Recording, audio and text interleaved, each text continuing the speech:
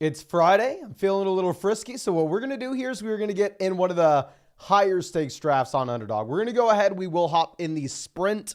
This is the $50 buy-in on Underdog. I promise you we're going to do cheaper drafts than this in the future.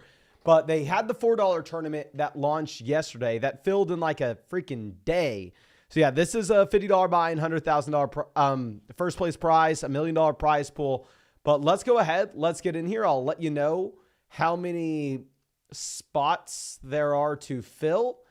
And yes, there are 6 open slots in this draft. It should feel a little bit slower because it's that $50 buy-in. Usually the higher stakes drafts are going to fill slower than what you have with like the $4, the $25. Obviously, those are just going to fly. So as we wait for this to fill, ladies and gentlemen, one, I never say this on live streams, but if you're not subscribed, make sure you hit that sub button. 2, if you don't know what we are doing every single night on these live streams, we are drafting teams on Underdog Fantasy. This is best ball. There's no time commitment at all during the season. That's how I draft hundreds of teams every year. How I've done this every single year for, I think, 4 seasons now. It's how I won $150,000 on Underdog 2 years ago. If you want to hop in and draft with us in the live stream, like I said, we're going to do way cheaper drafts in the future than the $50 buy-in. We're going to do some higher stakes drafts as well, though. You can find that link in the description, in the comment section. If you use code FLOCK, you are going to get my 2024 rankings. With code FLOCK, you also get my 2024 draft guide. With code FLOCK, if you are new to Underdog, you are going to get a 50% deposit bonus up to $250. And actually, I'll say, you just have to be in one of these states. You can see the map here. If you're in one of those states, which is pretty much every single one, you should have Underdog Fantasy. Now, we're going to be at 12. Pick 12, interesting spot. It is tough. Now, a couple things I notice. One, we have some members of the flock out here. Rummy Rams in at pick 3. Love to see it. We have JRV out at 11. Love to see that. We have Dab K. I feel like we have not drafted with them in a while. They're probably just a shark coming to get this fish's money. But let me see if Noah Lee out here at 7. Hell yes. Thank you so much for hopping in this draft with us this fine Friday afternoon. I know we're a little bit early. So Ram, yes, I saw you in there at 3, my friend. If Garrett Wilson falls to us at 12, I will take Garrett Wilson. I think Wilson's probably the worst round 1 pick in these Underdog drafts, but you have to take someone at 12, right? Jace out here with us at pick 8. Let's go. Let's go, baby. Scott wanted us to go 2 running backs out the gate. Going RBRB at 12, we would get the opportunity to go with Jahmyr Gibbs and Jonathan Taylor if that's who you wanted. I understand the appeal in that. If it was a regular redraft league, I'd be completely fine going Gibbs Taylor. Specifically on Underdog, it would be so difficult to do, though. John, draft guide's coming well. We've gotten pretty much all the numbers that we need for it. We've made the majority of the tables. What I want to do is I want to have a little bit of I want to have a write-up. What we did 2 years ago that I really like with our draft guide, and I think it can help people from a best ball perspective. I think it can help people from a redraft perspective, is essentially just giving you the key statistical measures on these players. And then what I do is I write a bearish case for them, why maybe you should not draft them, in a bullish case, and why you should draft them. So just a little bit of an overview like that. And we're going to go with Wilson and Gibbs out the gate. It's not going to be super unique, but I think Wilson's a better receiver than London, Adams, Olave in fantasy this year. And Jahmyr Gibbs is my favorite player available on the board. Okay.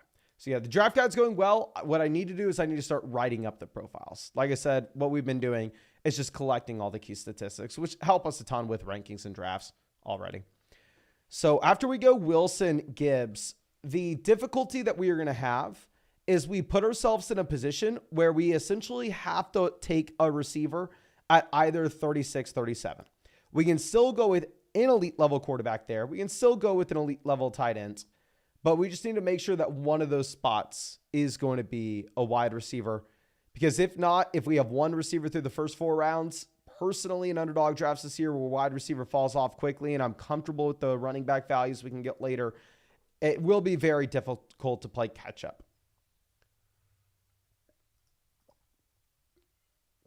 Marcus, yes, I've noticed Nico Collins rising over the past few weeks. Yeah, Nico Collins in this draft goes at 20. I think Nico Collins, his ADP in Best Ball Mania currently is 18, unless I'm mistaken. Let me go ahead and pull this up. I have already done so many drafts today, to be honest with you. Yeah, Nico Collins, 18.3. Okay, so Waddle is another guy that's been rising as well. I mean, Waddle, when tournaments first dropped, was a third-round pick. Now Waddle has an ADP of 19.7.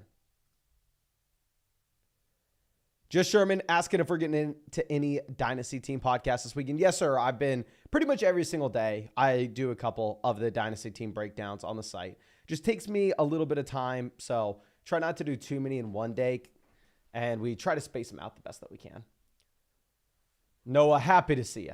Thank you, and good afternoon, my friend.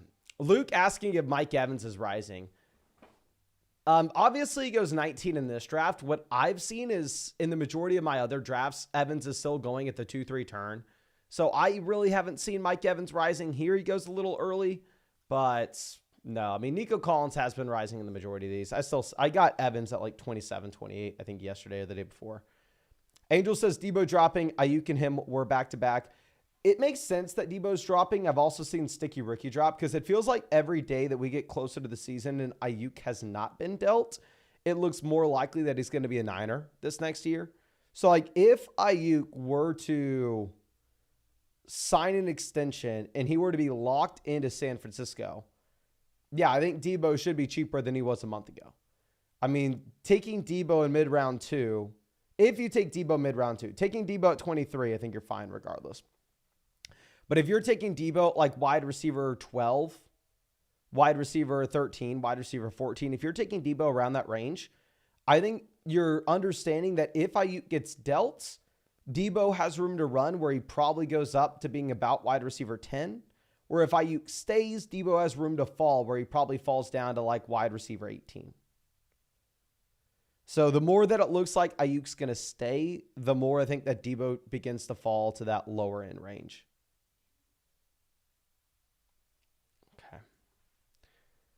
K-Smoke says, should we be comfortable or careful about drafting Marvin Harrison Jr. as high as he's going? I would rather have Garrett Wilson over Harrison. I do not feel comfortable drafting Marvin Harrison Jr. where he's going at all. I'll say that. I think there's a lot of downside with it. Obviously, he has some upside too. Let me just get you the number of drafts that I am very surprised to see I have Harrison in 10% of my drafts. Who am I underweight with there then? I have London in 6%. I have Ayuk in 8%. I have Garrett Wilson in 8%. I have Gibbs in 10%. Who do I not have in this range? Olave 11. Adams 12. Taylor 11. I have to be underweight someone here. I can't be in line with pretty much everybody.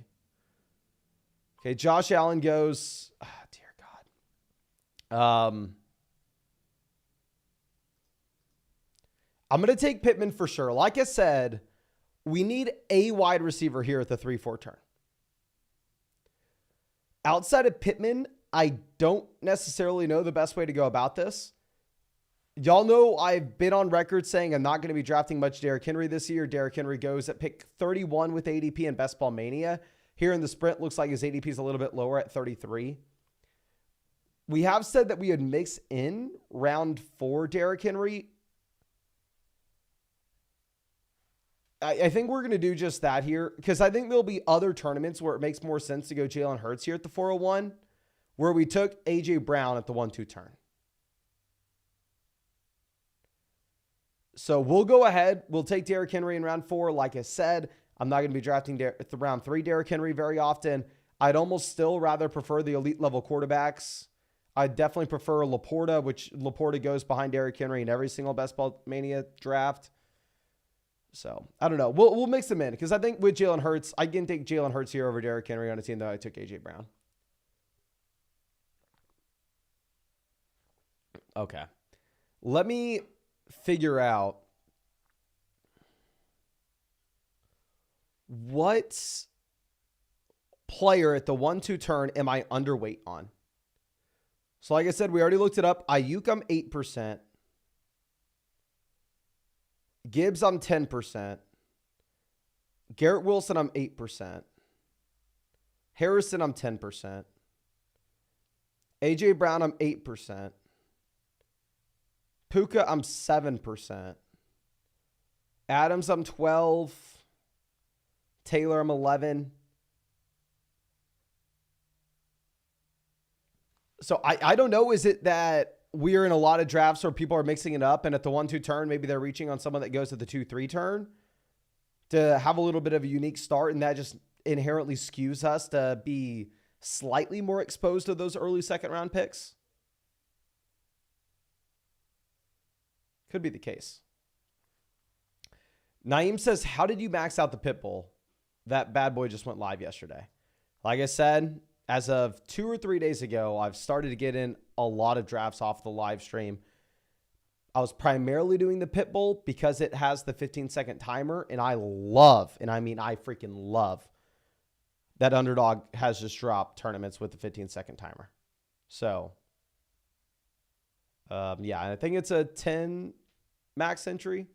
So we filled that within like 2 days. Marcus says the 15 seconds draft go by so fast. I mean, I love the 15-second timer. I freaking love it. Makes these 30-second drafts. Like I'm sitting here going, what the hell am I supposed to talk about? Okay. Jared says, if your first 3 picks are AJ, Harrison, and Tank, do you go Kelsey or Hurts when they make it to you at the 3-4 turn? I would go Hurts in that instance because I think it makes more sense for you to go Kelsey on a team where you took Puka round 1.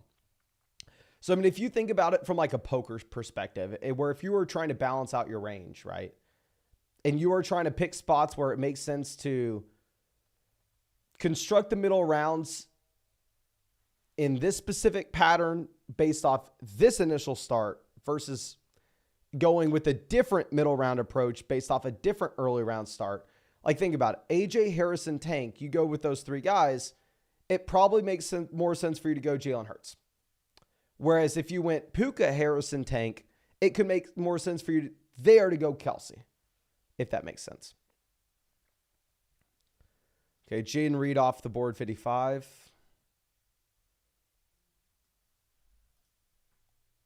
Swing this around.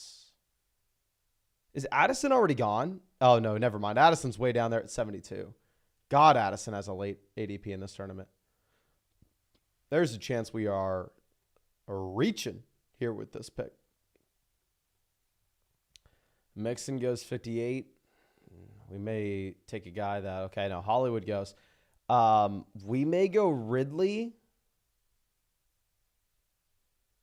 and Godwin, Ridley and Kittle, or Ridley and Addison. Let me just confirm how many. Addison is my most drafted player. We have him in 20% of drafts.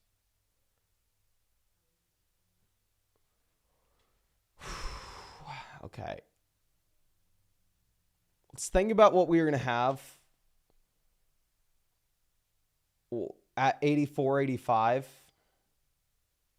The best wide receiver available will be Jamison Williams. Would I rather have Godwin and Ferguson or Kittle and Jamison? I'd probably rather go wide receiver here. So let's go ahead. Let's take Godwin at 61. And then also I think it's important where we are noting that we haven't drafted a quarterback yet, we probably should be taking wide receivers where their quarterbacks are still going to be available to us later in the draft, right? Because really the only point that we could have taken that elite level quarterback is we could have gone Jalen Hurts over Derrick Henry. We could have gone Lamar over Derrick Henry. But outside of that, Anthony Richardson goes at 54. Mahomes goes at 49. I think we'll have way more instances where we got Stephon Diggs late round 3. We got Tank Dell late round 3. We're there. Those are the teams where we probably want to be taking CJ Stroud. So I don't necessarily know if Stroud's in play for us in round 6.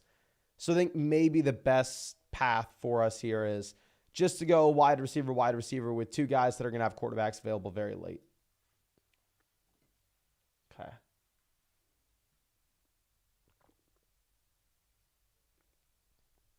Dig says Godwin is a waste of a talent with Baker. If you look at Godwin last year, what's very interesting, and I mean, I got suckered into Godwin, not from a best ball perspective, but from like a regular redraft perspective. Every single week during the live streams, we were going through and we were saying, yeah, you should probably go ahead and you should probably start Godwin this week.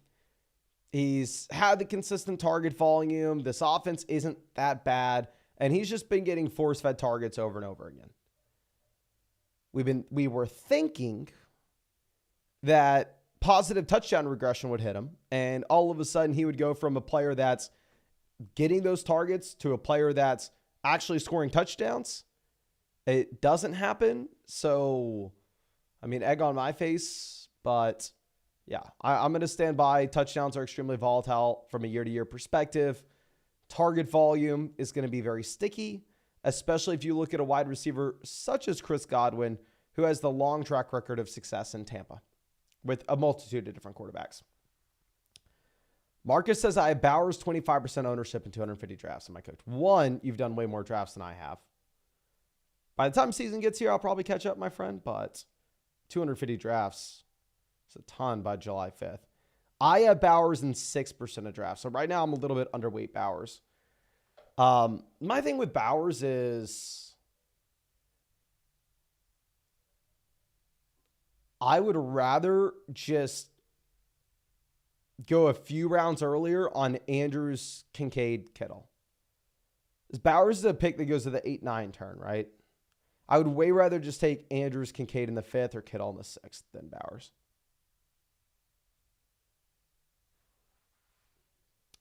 Fundamental Bear says 25% Laporta may be nice. If Laporta cements himself as a round 4 pick, I will have a ton of Laporta. Since Laporta's fallen, he is slowly but surely climbing up my exposures. Where I'm now at 15% Laporta, I'm at 14% Kincaid, I'm at 14% Hawkinson, 13% Andrews, 13% Goddard, 12% Njoku, 8% Kelsey. So pretty much every elite tight ends, not named Trey McBride, I am overweight on. Okay, so let's swing this around. And this is why we decided to go wide receiver at the turn with the last 2 picks. Because if we wanted to go with the wide receiver here, our options currently would be Cortland Sutton, Tyler Lockett. And then after that, way down, Curtis Samuel, Joshua Palmer, Romeo Doubs.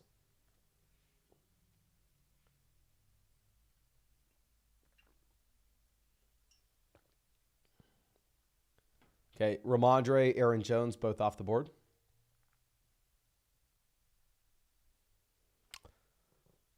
So I don't want to say too much. Najee goes.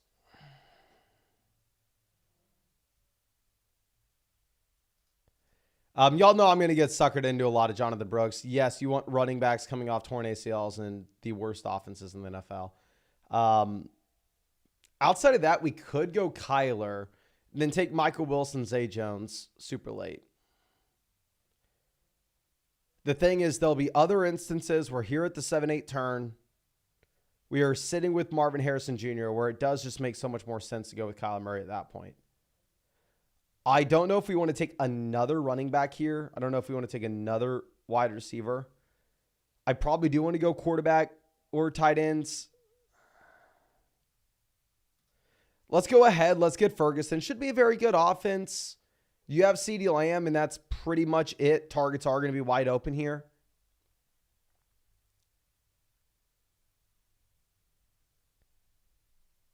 So let's go ahead and let's take Jake Ferguson.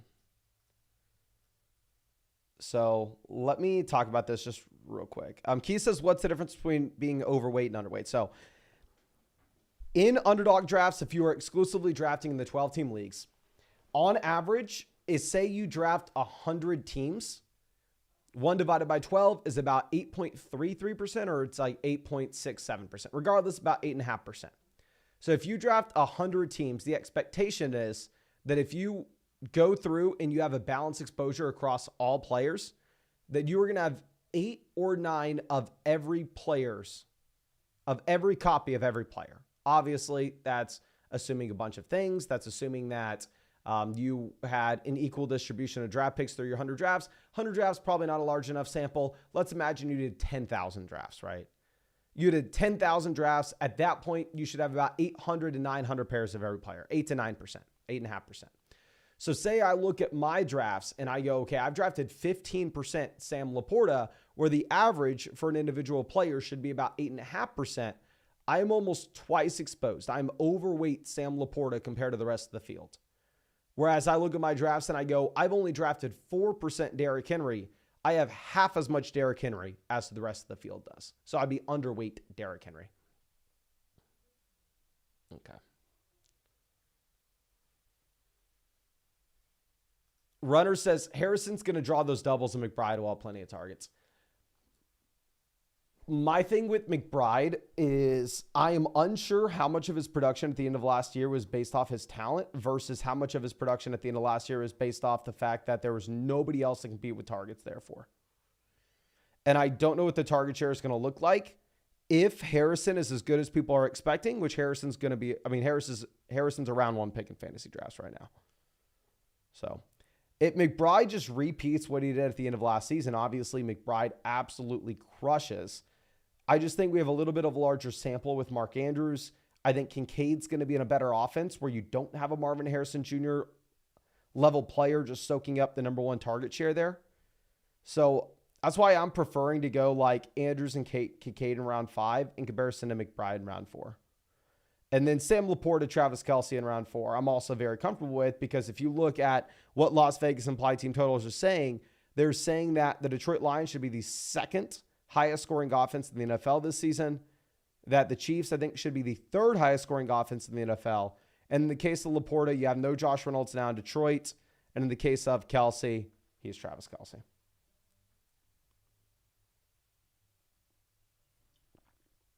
Fundamental Bear says, real question is, does Michael Wilson or Zay Jones succeed? So I was initially of the team, let's go with the dusty old veteran Zay Jones over Michael Wilson this season. But after preparing for our draft guide and looking at the advanced analytics of what you had last season from a Mr. Zay Jones looks like he may just be complete dust. So I don't know. I think I probably see a higher ceiling with Michael Wilson than we do Zay Jones. Raphael, happy to see you, my guy. Happy to see you. Okay. Now we have Myers, Dobbs, Shaheed all off the board. Interesting to see Curtis Samuel fall this far. Curtis Samuel's ADP in Best Ball Mania currently is 92.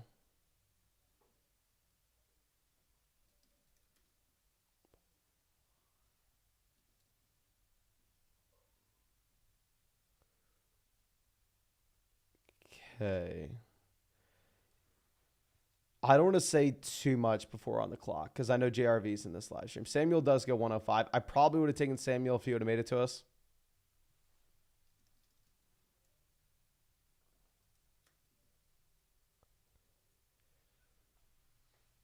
I don't know if Caleb's in play. If we were to go Caleb, we're going to be targeting Komet later on. I think Brian Robinson's a safe pick here for us, not a super exciting selection. I think we could go Goddard as well, just off the basis that I don't want to have to draft 3 tight ends and 3 quarterbacks. If we go with Goddard, we dodge like super nasty tight ends at the end. The wide receiver running back combos here aren't super inspiring. The quarterbacks don't make sense from our construction at this point. And this is a team where we more likely than not are going to have to go with 3 QBs. So I think we go Dallas Goedert and send up a prayer that for the first time ever he scores touchdowns this season, which obviously did not work out for us last year. But yeah, let's take Goddard put ourselves in a position where we only have to draft 2 tight ends so we can feel comfortable drafting 3 QBs. And now at wide receiver, we have Garrett Wilson, Michael Pittman, Calvin Ridley, Chris Godwin. Running back, we have Gibbs, Henry, Brooks, Brian Robinson. Tight end, we have Ferguson and Goddard. Okay. Let's move this over.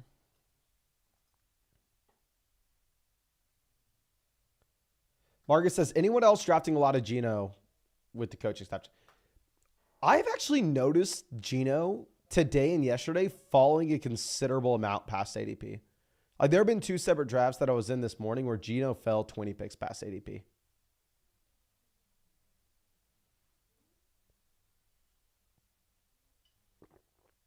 Okay. Runner says Geno slept on. Love Seattle this year. Let me go ahead and pull this up because I do think Seattle's projected to score a decent amount of points. So I'm looking at Vegas Sportsbook lines because I would say that they are probably going to be putting out the best numbers that you can possibly find.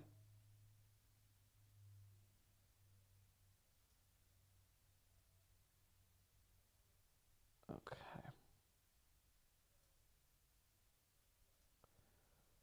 So right now, Seattle is currently projected to score about 22 points. 27 points per game. That has them in line as the 19th best offense in the NFL, directly behind Cleveland, Indy, Jacksonville, Chicago, and directly ahead of Arizona, Los Angeles, Tampa, Minnesota.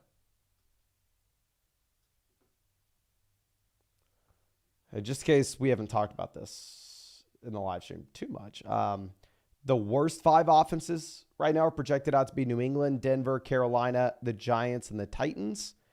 And the best 5 offenses are projected out to be the Niners, the Lions, the Chiefs, the Dolphins, and the Bills. Bean Salad says, what percentage Charbonnet do you have? Probably not enough. Let me go ahead and pull this up. My issue with Charbonnet, by the time we get to that range of the draft, we can't really be drafting RBs. I have 8% Charbonnet, which is right in line, which I really like Charbonnet's price point. So I do want to be overweight Charbonnet if we can be. Runner says DK is going to benefit from the offensive changes. I am not drafting DK too much. So if DK comes out and has a 2020 season, I'm going to be in trouble. If DK comes out and has a 2019 season, a 2021 season, a 2022 season, a 2023 season, I will be just fine. But if he does what he did in 2020, I'll be in trouble. So let's move this around. Quarterback for sure in play for us. If we were to go Tua, I mean, the issue with Tua is we put ourselves in a position where we can no longer draft tight ends, right? So we can't go Tua and then say, oh, okay, well, I'll just go ahead and I'll just look at Jonnu Smith and Odell later on. Jonnu's not in play for us. So we're done drafting tight ends. It means we're exclusively quarterback, running back, wide receiver at this point.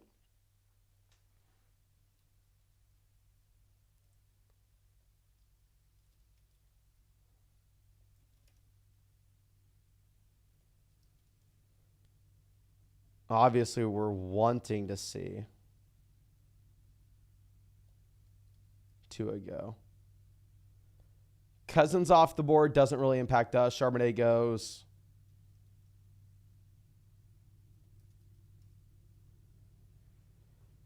Frymuth goes. So if we were to take Ezekiel Elliott, he will be the last guy that we draft here. I'm sorry, the last running back that we draft. So we know we want Josh Downs. We took Michael Pittman Jr. We need another wide receiver regardless. Downs makes a lot of sense for the pick. The question is are we okay locking in Zeke or Austin Eckler as our last running back and passing on any potential RB values that we'd get later on? So next time we're going to be up on the clock, it'll be 156, 157. The wide receivers will be like Demario Douglas, Adam Thielen, Roman Wilson. The running backs will be Algier, Jalen Wright, and Jaleel, which I do prefer those running backs. But I also prefer Zeke and Eckler over Dotson, Polk, Leggett. I can't really take Tua. So I think we're going to go ahead, take Ezekiel Elliott here, RB5. Have an old man running back room with Zeke and Derrick Henry holding down the fort. They have a lot of wisdom to be sharing with Jonathan Brooks. And we're going to send up a prayer that, I don't know, we somehow don't have a nuclear CeeDee Lamb touchdown season, and the touchdowns are, for whatever reason, funneled instead through the running back and tight end in this offense.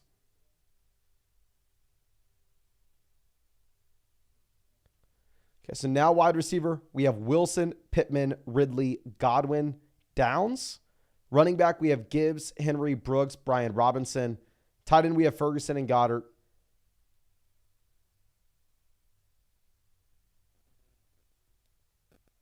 And then also we have Zeke at running back that we just took. So we're wanting to see running backs and tight ends get drafted. That's what we're wanting to see.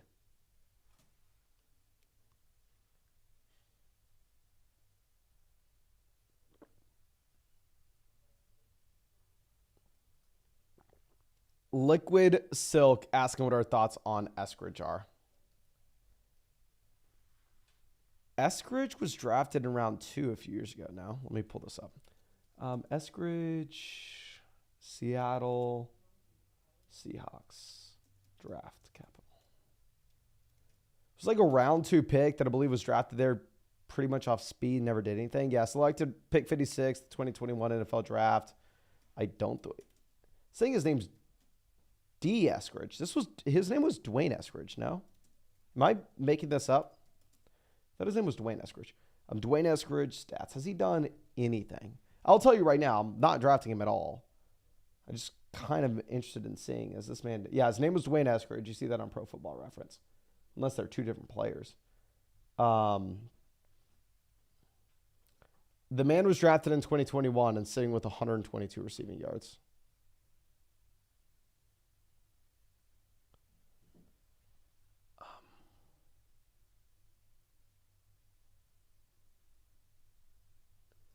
I would rather have Jake Bobo than D. Dwayne Eskridge. Jake Bobo last season, obviously his first year in the league, almost cracks 200 receiving yards. Has more receiving yards. That's what's so funny, though. You look at Jake Bobo. He's going to be 26 years old this season. Okay, so good for us to see some of these running backs going off the 12-13 turn.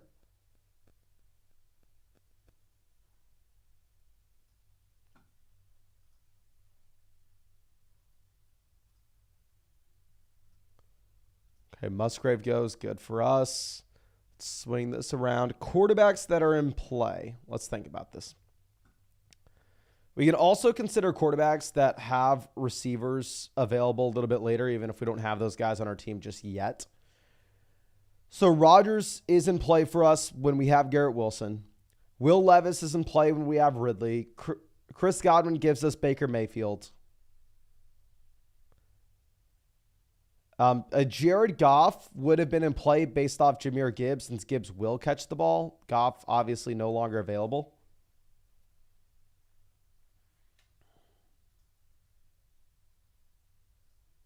Yeah, 26-year-old sophomore season. Not the guy I'm betting on a breakout for.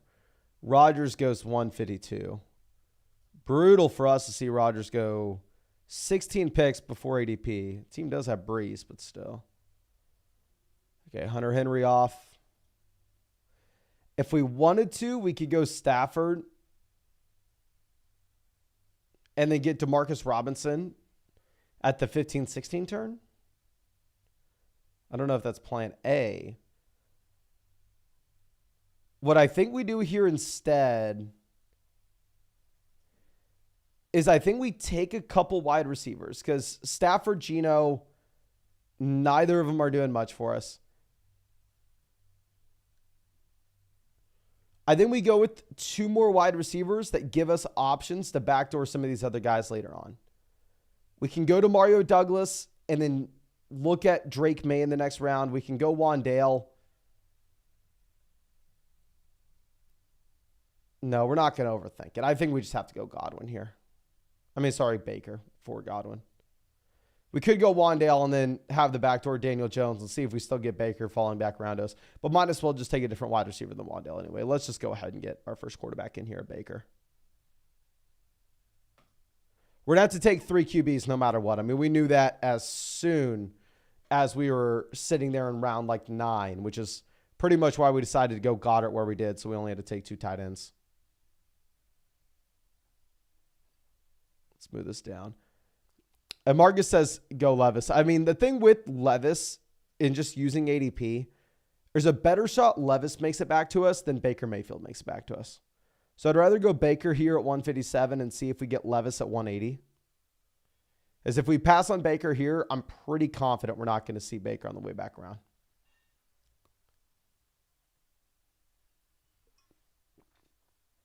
And also, please, if you have not done so already, go down there, drop a like on this stream. If we had 300 likes on this live stream, we will fire up another draft after this one.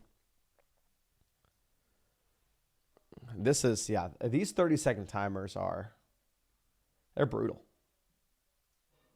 It just feels so much slower than a 15-second. 15 seconds just flies and feels great.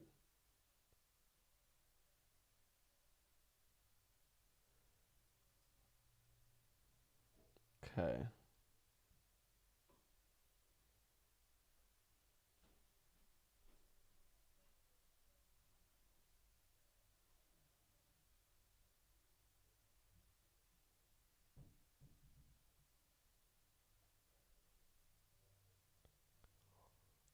Ray Davis goes 164. Yeah, and Wandale goes. It's just tough, like passing on Geno here, where you know Geno's going to score so many more points than the other guys.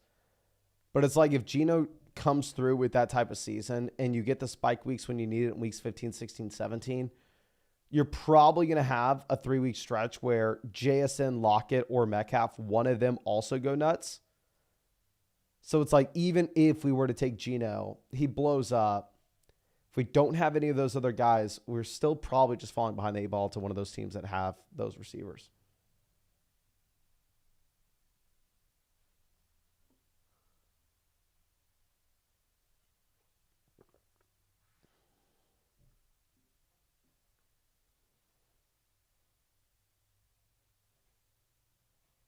Okay. Geno finally off the board, 167. And yeah, I think that is behind ADP for Geno. Like I said, has there been anything that's come out? Let me go to Twitter and pull this up. There were 2 separate drafts where, I mean, there was a draft that I needed a QB3 earlier in today. I'm almost certain we got Geno in like round 16, and we ended up just taking him unstacked, even though it felt gross. Looking up Geno Smith on Twitter, I did not see anything but people hyping up Geno Smith.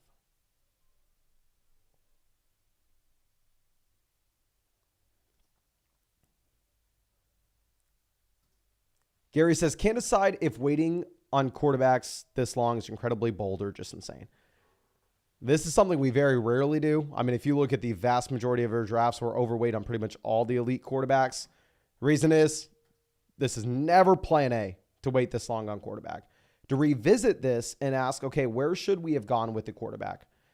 The key QB points that we had is to go quarterback instead of Derrick Henry in round 4, to go Jalen Hurts over Henry, to go Lamar over Henry.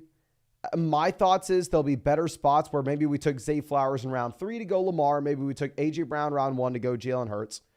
So I think there'll be better opportunities to go Hurts and Lamar in round 4 in other drafts. Anthony Richardson, Mahomes off the board before us at the 5-6 turn. I think there'll be better opportunities to take round 6 CJ Stroud, where we took either Diggs or Dell late round 3, or maybe we reached and grabbed Nico Collins early round 2. Looking at 84, 85, to go Jordan Love with no Christian Watson, to go Jordan Love with no Jaden Reed, to go Joe Burrow with no T. Higgins, to go Kyler Murray with no Marvin Harrison Jr., 108, 109. our option for quarterback is Caleb Lawrence Purdy with no Bears, Jags, or Niners. Jared Goff doesn't make it to us at 132. We would have gone Goff if he had. We could have gone Tua with no Dolphins at 133. Plan is to get Rodgers at 156 to pair up with Wilson. Rodgers has an ADP mid-160s. He goes here at 152 instead. So we get boxed out there. So I agree. I mean, plan A is never to go through and wait this long on quarterback where we're going to end up walking away with like Baker Mayfield, Will Levis, and God knows who else. But specifically looking at the way that this board fell, I don't know where the pivots were, where quarterback made more sense elsewhere.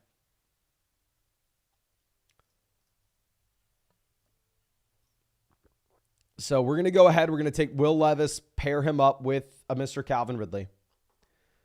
To look at the other options, like I said, tight end, running back, we're done. So we're exclusively QB and wide receiver. We'll probably end up going Jalen McMillan here to just get the double stack with Baker, because obviously if this team's going to be any good, Baker Mayfield has to be in the top 10 in the NFL with overall passing volume. So I'll probably go Levis, then Jalen McMillan. Drake May was also in play, which is why we took Demario Douglas, but Drake May already off the board. So once we go Jalen, we're going to have to spitball here with some other quarterback options once we get to the 17-18 turn. So Derek Carr is someone that I just don't necessarily know if we want another player like that on this team, where you don't really have the spike week upside, where we're probably not going to get that with Baker or Levis either. So what I personally would rather do on a team like this, especially where we don't have like any Vikings that we can pair up McCarthy with, where we don't have any Broncos that we can pair up Knicks with, is I'd rather take the rushing upside of Daniel Jones and then grab a giant also in round 18 at wide receiver. We can either take Jalen, we can probably just go like Jalen Hyatt. If we don't want to go Jalen Hyatt, we can go Darius Slayton. So then we could go Daniel Jones. The thing with Bryce Young is if you're looking at Panthers in round 18, pretty much your best options like Jonathan Mingo, which I don't want to do that. So I think our play here is Daniel Jones, Darius Slayton, Daniel Jones, Jalen Hyatt, Bryce Young, and then somehow just pretend that Jonathan Brooks is going to come out and have 100 targets on the season and that they correlate very well. Probably not happening. Or we just go with an unstacked Justin Fields and see if he can at some point be the starting quarterback for this team. And if somehow he is in weeks 15, 16, 17, we get the uncorrelated rushing upside where he could provide some massive spikes in fantasy. So let's move this over. Duke says Troy Franklin, Bo Nix. Franklin should be long gone. I think Franklin has an ADP of 172 unless I'm mistaken. Let me see. So yeah, Franklin goes 171 in this draft. Yeah. I mean, if Franklin would have been available 204, I definitely agree. Franklin next, but Bo Nix, Josh Reynolds. I'm not going to lie. I have mixed in some round 18 Josh Reynolds. Okay. Blake says I have 27% Geno, 23% JSN, 18% DK, 22% Fant.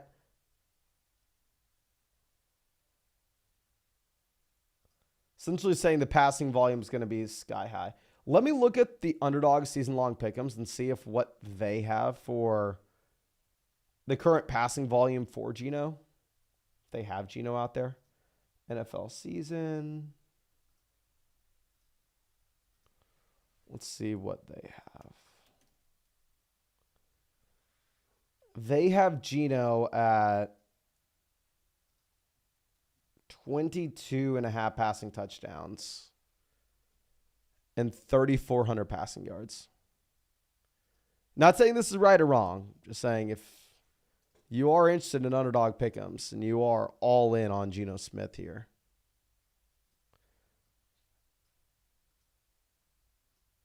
this is the current projection for him.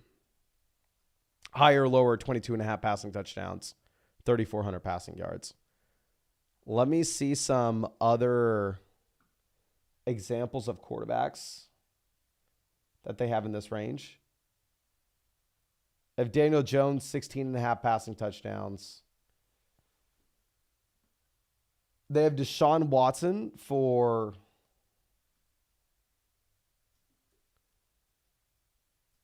19.5 with fewer overall passing touchdowns.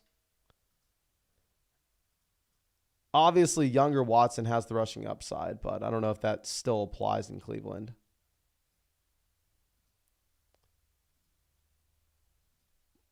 But roughly similar yardage totals, with Geno obviously giving you a few more touchdowns there.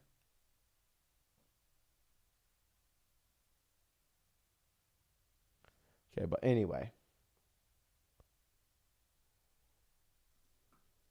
Let's move this over. Like we discussed, we need one more quarterback and one more wide receiver. Running back, we're fine. We have Gibbs, Henry, Brooks, Brian Robinson, Zeke. Tight end, we have Ferguson, Goddard. Wide receiver, we have Wilson, Pittman, Ridley, Godwin, Downs, Demario Douglas, Jalen McMillan. Quarterback, we have Baker, Levis. We have Baker double stacked with Godwin, McMillan. We have Levis stacked up with Ridley. So Daniel Jones goes. Daniel Jones going, not great for us. I think that puts us in a position where we probably just want an unstacked Justin Fields, and then probably going to scroll down just a bit, specifically with the sprint ADP, because this ADP list is going to be different than Best Ball Mania, and looking for someone that's specifically not going in these sprint tournaments. And if we're looking at someone that's at wide receiver 100, you have Elijah Moore. Wide receiver 94, you have DJ Chark, but I've already drafted so much Chark.